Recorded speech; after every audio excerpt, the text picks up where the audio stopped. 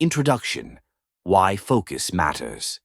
In a world brimming with distractions, the author begins by sharing their deeply personal struggle, the feeling of being constantly overwhelmed. Life felt like a treadmill, moving fast but going nowhere. This sense of frustration and emptiness was not unique. It's a universal experience. The introduction uses a vivid metaphor. Imagine trying to fill a jar with rocks, sand, and water. If you prioritize the small, unimportant things first, sand, there's no room for what truly matters, rocks. However, if you place the rocks first and then add sand and water, everything fits. The rocks represent life's priorities, health, relationships, purpose, and the author emphasizes that focus is the art of placing your rocks first. This chapter ends with a powerful call to action. Stop living by default. Start living by design. Chapter 1. Embracing Your Mortality. The chapter begins with a striking question. What if you knew you only had 1 year left to live? The author recounts the day they received a call about a friend's untimely passing. That moment of grief became a turning point, prompting deep reflection. The chapter explores the ancient concept of memento mori, remember you will die. It tells the story of Carla, a driven corporate professional whose cancer diagnosis forced her to reevaluate her priorities. Carla realized she had been chasing promotions but neglecting her passion for painting. Post-diagnosis, she left her job and found fulfillment as an artist, creating works inspired by her journey. Practical exercises include writing your own obituary and reflecting on questions like, what would you regret if you died tomorrow? What relationships need repair?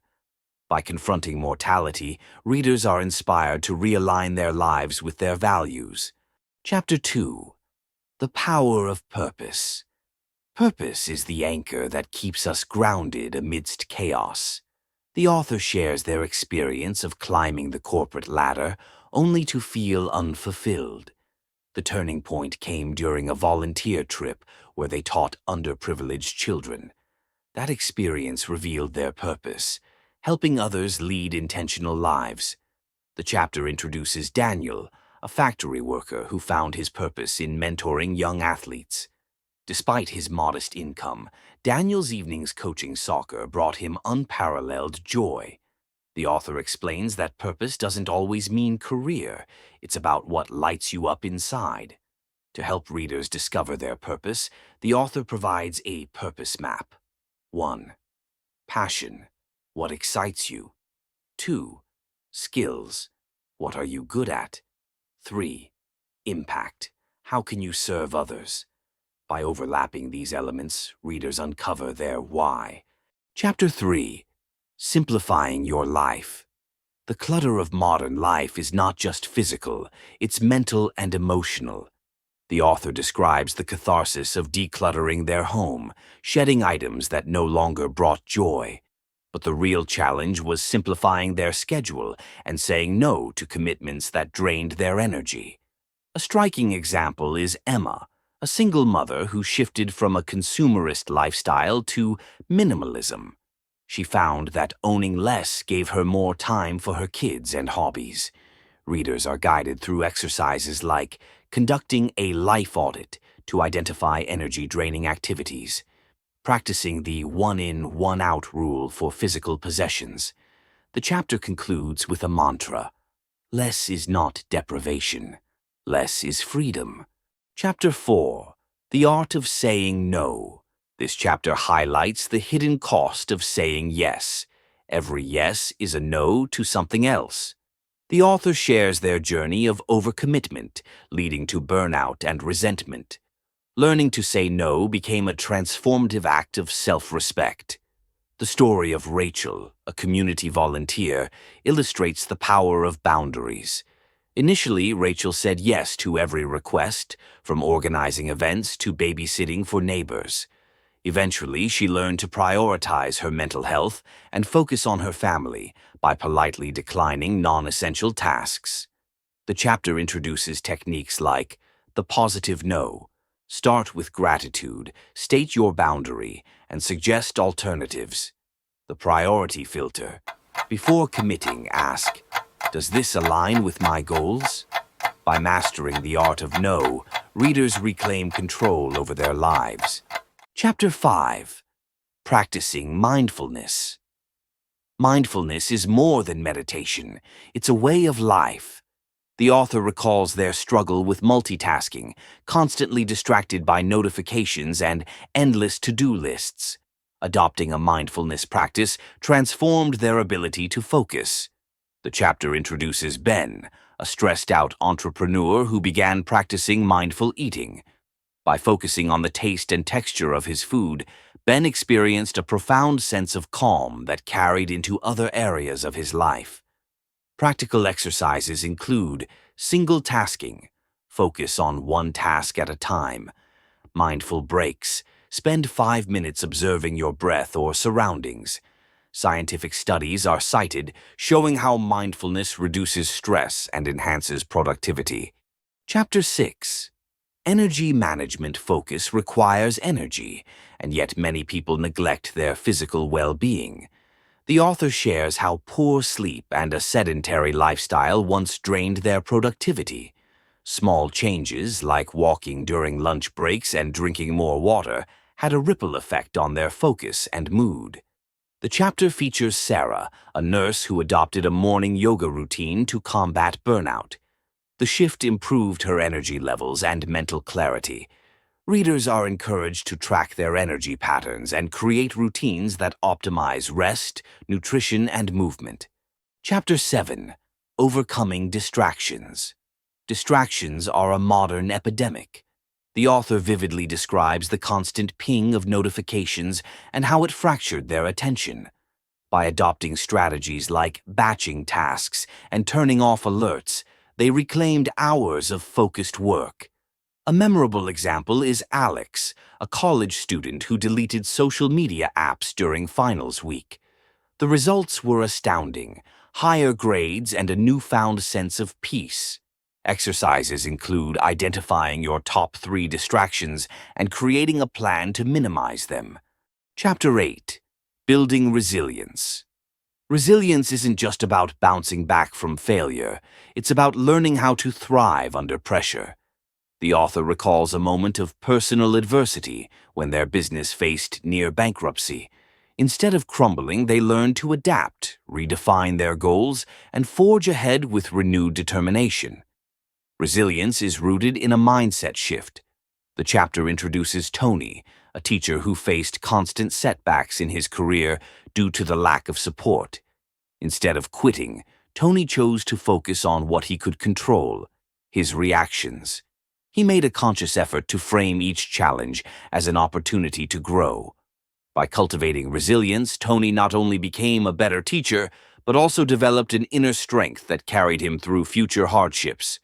Key strategies for building resilience include reframing setbacks, viewing failures as learning experiences, emotional regulation, practicing mindfulness to stay calm during stressful situations, support systems, building a network of people who uplift and challenge you. The chapter closes with a reminder: resilience is not a trait. It's a skill that can be cultivated. Chapter 9. Nurturing relationships. Focus isn't just about the self, it's also about the people who matter most in our lives. The author shares a deeply personal story of how their relationships began to deteriorate as they focused solely on their career. They neglected the important people in their life, including their partner and close friends. This neglect led to feelings of loneliness and disconnect. Nurturing relationships requires intentionality. The chapter introduces Maria, who, after years of neglecting her marriage due to work stress, decided to prioritize her husband by setting aside time for regular date nights. The results were transformative. Her marriage grew stronger, and her work became more enjoyable because she felt supported. The chapter provides readers with tools for cultivating stronger relationships: active listening, fully engage with the other person without distractions; quality time, Prioritize uninterrupted time with loved ones. Appreciation. Regularly express gratitude and affection. The focus here is on creating a balance between work and personal life, ensuring that relationships don't take a back seat to career ambitions. Chapter 10. Cultivating Gratitude. Gratitude isn't just a feel-good emotion, it's a powerful practice that enhances focus and improves mental well-being. The author recounts a period of deep frustration when they were stuck in a cycle of negative thinking. Practicing gratitude daily, by writing down 3 things they were thankful for, shifted their perspective and brought clarity to their life. The chapter explores the story of Greg, a man who had a good job but constantly felt unfulfilled. His breakthrough came when he started a daily gratitude journal. Slowly, he began to see abundance in his life, a loving family, a fulfilling job, and good health. As his gratitude grew, so did his focus and sense of purpose. The key exercises to cultivate gratitude are gratitude journaling, writing down 3 things you're thankful for every day, appreciating the small things, noticing the little joys in your life, like a warm cup of coffee or a beautiful sunset.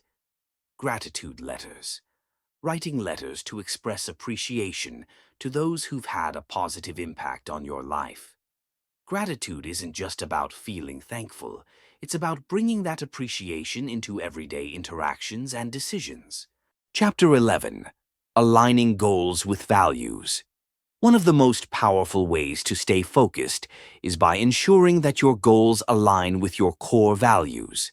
The author recounts a period of dissatisfaction when their professional success was disconnected from their personal values.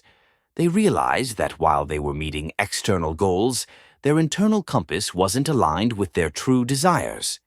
The chapter introduces Jason, a lawyer who felt trapped in his high-paying job. He realized that he valued creativity and helping others, but was working in a field that didn't align with those values. After careful reflection, Jason transitioned into social work, where he could blend his skills with his passions. His newfound alignment brought a sense of purpose and focus. Practical steps for aligning goals with values include clarifying core values, identifying what truly matters to you, family, integrity, creativity, etc. Goal review, regularly assessing if your goals align with your values and making adjustments. Purpose-driven actions. Every task, no matter how small, should contribute to your overall purpose. When you align your goals with your values, you make every action feel meaningful, and your focus sharpens naturally. Chapter 12. Balancing Work and Play. Life is about more than just work. It's about enjoyment, connection, and relaxation. The author shares the lessons they learned from burning out after pouring all their energy into their career. It wasn't until they began dedicating time to play, whether it was a weekend hike, reading, or spending time with family, that they regained their sense of balance. This chapter features Jessica, a corporate executive who was constantly working, but realized she had lost touch with her passions. By carving out time for creative outlets like painting and cooking, Jessica not only restored her mental health, but also became more focused and productive at work. The chapter encourages readers to create non-negotiable playtime, schedule regular breaks for fun, hobbies, or relaxation, switch off, disconnect from work at the end of the day to fully recharge, work hard, play harder, recognizing that play isn't just a reward for work, it's essential for well-being. The ultimate takeaway is that life isn't a race, it's a balance. True focus comes from creating space for both productivity and play. Chapter 13. The Art of Patience. Focus isn't just about what you do, but when you do it. The author reflects on their impatience, always striving for quick results and failing to embrace the process. This impatience often led to mistakes, burnout, and frustration. Over time, they realized that true focus requires patience, the ability to trust the journey and remain steadfast, even when progress is slow. The story of Ellie, an aspiring musician, illustrates this lesson. Ellie spent years learning to play the violin. Initially, she was frustrated with the slow progress, but as she embraced patience, she began to see improvement.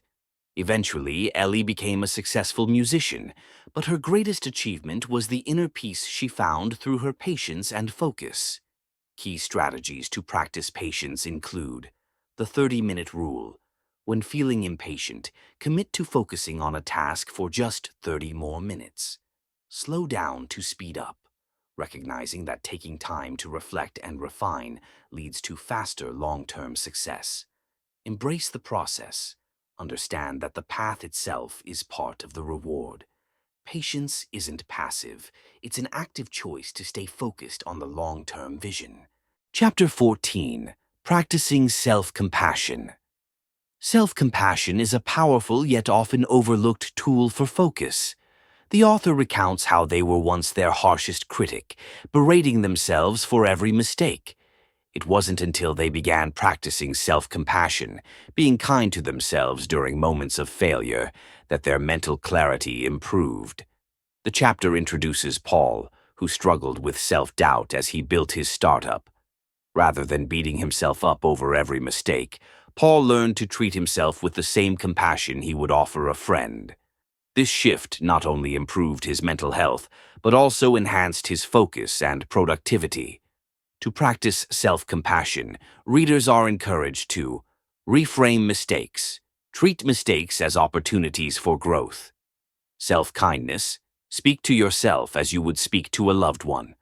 Mindful self-compassion, use meditation techniques to cultivate a compassionate mindset.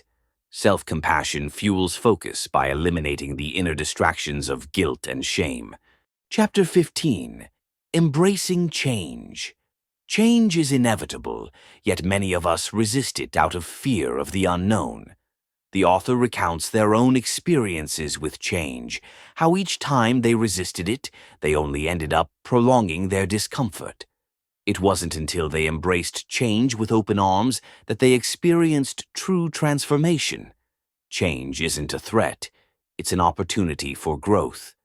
The chapter introduces Linda, who had spent 20 years working in the same job, feeling stuck and unfulfilled. When the company restructured, Linda was forced to adapt. At first, she resisted the change, but soon she found that it led her to a new career path that was more aligned with her passions. To embrace change, the chapter encourages readers to shift perspective. View change as a chance to improve rather than a disruption. Let go of the old. Release attachment to past methods and mindsets. Adapt and evolve. Stay flexible, understanding that life is constantly evolving. Change, while uncomfortable, is a catalyst for growth. The chapter urges readers to become champions of change, viewing it as a tool to propel them forward. Chapter 16. Mindful Decision-Making. Every decision, no matter how small, can have a profound impact on our lives. The author shares a story about how impulsive decision-making led them to a period of regret. It wasn't until they started practicing mindfulness that their decision-making became more deliberate and effective. Mindful decision-making involves pausing before reacting, considering the long-term consequences, and being intentional about every choice. The chapter introduces Sarah, who, after a series of poor decisions driven by emotion, decided to slow down and make decisions with intention. By practicing mindfulness, Sarah began making decisions that were aligned with her goals and values, resulting in a more focused and fulfilling life. The strategies for mindful decision-making include pause and reflect. Before making a decision, take a moment to breathe and reflect. Consider the long-term impact.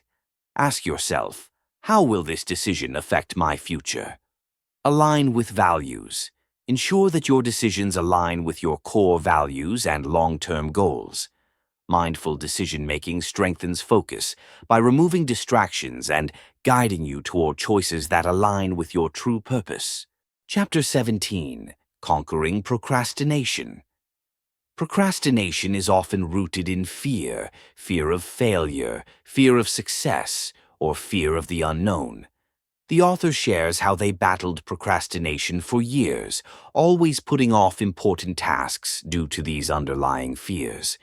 Only when they understood the root causes of their procrastination did they begin to conquer it. The chapter introduces David, who faced chronic procrastination at work. He would put off important tasks, convinced he wasn't ready. However, when David learned to tackle tasks head-on, focusing on progress instead of perfection, his productivity skyrocketed.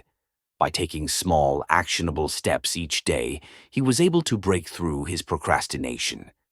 Key strategies for conquering procrastination include: break tasks into smaller steps. Focus on taking one small step at a time rather than feeling overwhelmed by the whole task. Set deadlines. Create a sense of urgency to push yourself into action. Just start. Commit to working on a task for just 5 minutes to overcome the inertia. Overcoming procrastination requires a mindset shift. By confronting our fears and taking consistent action, we can break the cycle of procrastination and build momentum toward our goals. Chapter 18. Practicing Focused Attention. The ability to concentrate deeply is a skill that requires practice. In this chapter, the author reflects on the many distractions that plagued their ability to focus, from digital devices to internal chatter. It wasn't until they implemented techniques to train their attention that they began to experience sustained periods of focus and productivity. Focused attention is more than just eliminating distractions. It's about directing your energy toward what matters most. The chapter introduces Rachel, a writer who struggled to concentrate due to constant interruptions. By setting boundaries and creating a distraction-free environment, Rachel learned to immerse herself in her work, producing high-quality content in less time. The strategies for practicing focused attention include: single tasking. Focus on one task at a time, fully immersing yourself in it. Create a focused environment. Eliminate distractions such as social media and notifications while working. Use the Pomodoro technique. Work in concentrated bursts, followed by short breaks to maintain focus. The more we practice focused attention, the more we build the mental muscle required to maintain clarity and precision in our work. Chapter 19. Developing a Growth Mindset. The difference between success and failure often lies in our mindset.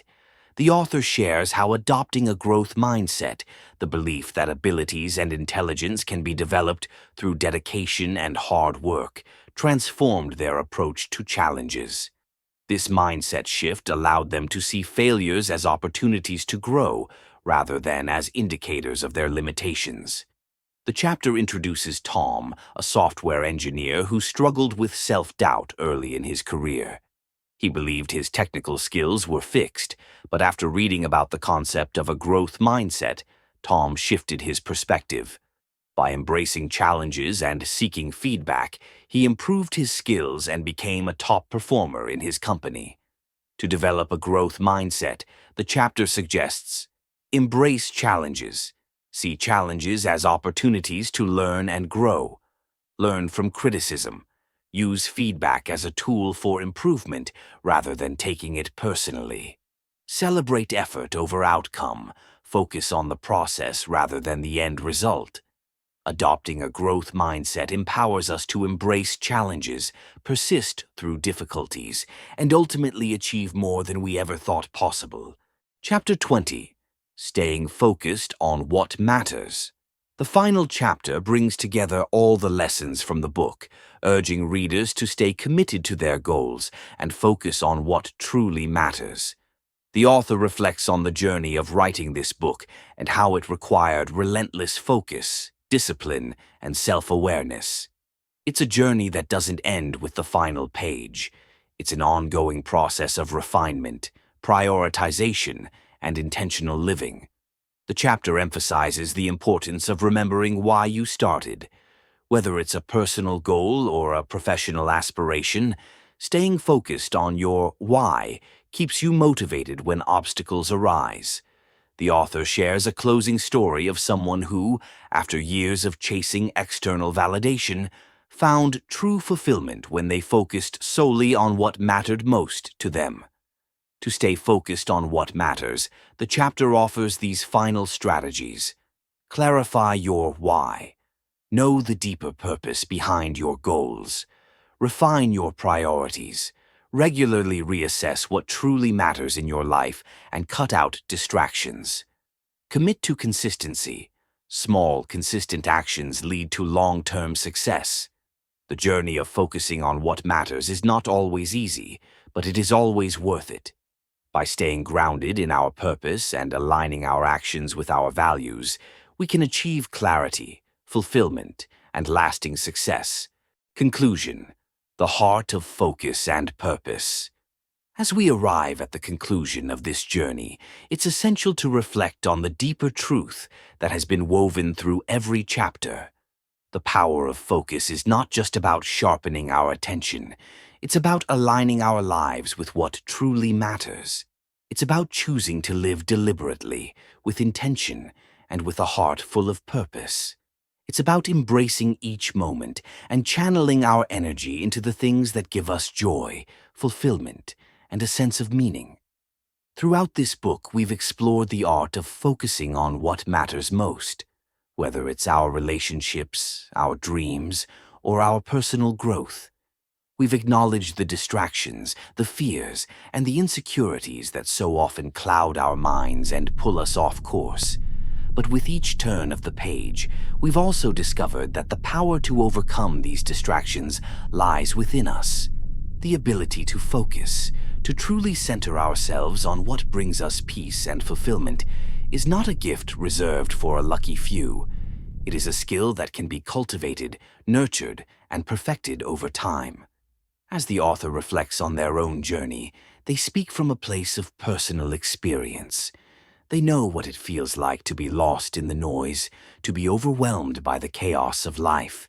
They know the pain of feeling scattered, uncertain, and disconnected from one's true path. But they also know the quiet joy that comes when we choose to focus on what truly matters. It's a joy that goes beyond external success. It's the joy of living in alignment with our deepest values, the joy of knowing that we are contributing to something greater than ourselves. The journey to focus is not easy. There will be days when distractions seem impossible to ignore, when the weight of the world feels too heavy to bear. But it is in these moments, when the storm feels fiercest, that we must remember our why. Why did we begin this journey in the first place? What is it that we're truly striving for? Is it success, love, peace, or perhaps all of these? By reconnecting with our purpose, we can always find the strength to keep moving forward. Focus isn't just about saying no to distractions. It's about saying yes to the life we've always dreamed of. It's about choosing to prioritize the things that matter most, the relationships that nurture our souls, the passions that set our hearts on fire, and the goals that are in alignment with our true selves. It's about being brave enough to let go of what no longer serves us, and trusting that by doing so, we create space for what's truly meant for us. In the end, the true beauty of focus lies in its transformative power. When we focus on what matters, we open the door to extraordinary possibilities. We find that we are capable of achieving things we never thought possible, and more importantly, we discover that the journey itself is the greatest reward. It's not about reaching a destination. It's about the person we become along the way. Focus isn't just about saying no to distractions. It's about saying yes to the life we've always dreamed of. It's about choosing to prioritize the things that matter most, the relationships that nurture our souls, the passions that set our hearts on fire, and the goals that are in alignment with our true selves. It's about being brave enough to let go of what no longer serves us, and trusting that by doing so, we create space for what's truly meant for us. In the end, the true beauty of focus lies in its transformative power. When we focus on what matters, we open the door to extraordinary possibilities. We find that we are capable of achieving things we never thought possible, and more importantly, we discover that the journey itself is the greatest reward. It's not about reaching a destination,